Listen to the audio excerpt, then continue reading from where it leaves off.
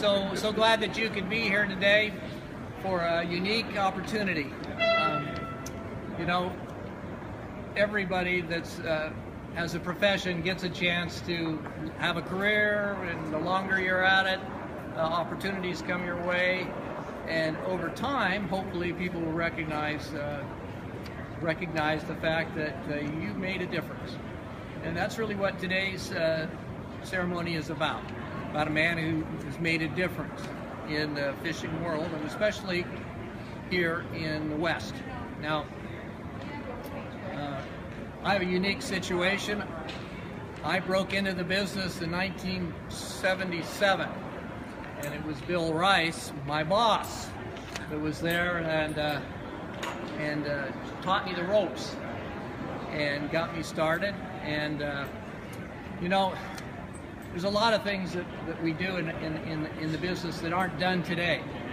Back in those days, well, we have a pretty mature audience here, but back in those days, they had these machines that weighed about 10, 12 pounds, and they had a keyboard on them. And what happened is if you would push your finger on one of these things, it actually would trigger, and a hammer would strike a ribbon, and a ribbon would print on the paper. This is very, very, very high tech, and they had it. Well, so you have computers, so you're familiar with keyboards. But anyway, what you're not familiar with is when you had to actually use the physical touch and not merely wave your hand over to perform.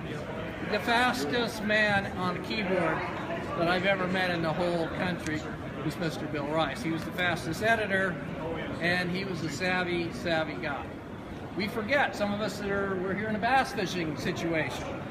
We may not recall, but Bill Rice was the press angler in the very first Bassmasters Classic at Lake Mead. A lot of us, when they talk about the Classic, you always think it's in Podunk, South Carolina, or some other sad town in the southeast.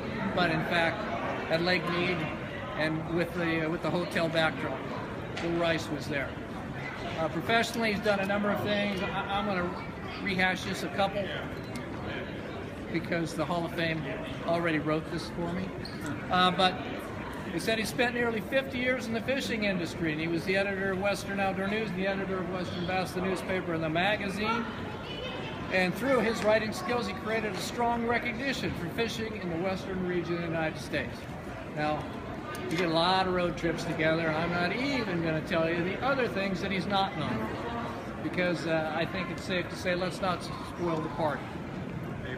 The thing that I wanted to say, besides how grateful I am that he helped me have my career, in this day and age, some event takes place, it's on Facebook, it's on Twitter, it's on Instagram, up it pops.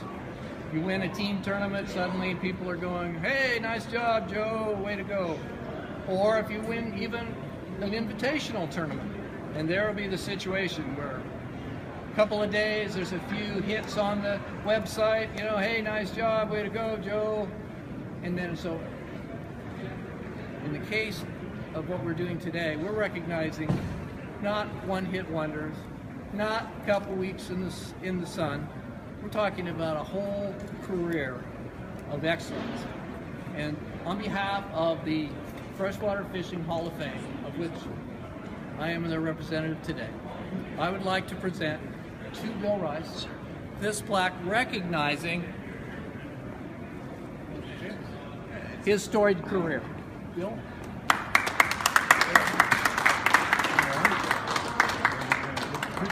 We get a couple here right now.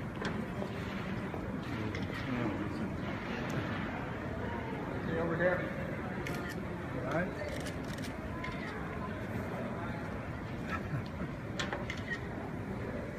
And if you want more, you can come by and buy some. Anyway, I give you Bill Rice, and okay, thank you very much, George. I made a couple of notes. I better read them.